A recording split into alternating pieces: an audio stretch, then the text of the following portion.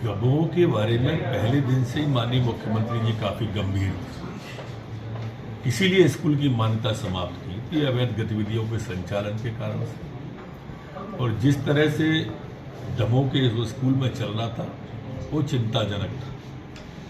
जांच में प्रथम दृष्टया रिपोर्ट आ गई है और प्रथम दृष्टया रिपोर्ट में वो निर्माण अवैध पाया गया और अगर निर्माण अवैध है तो बुलडोजर चलेगा।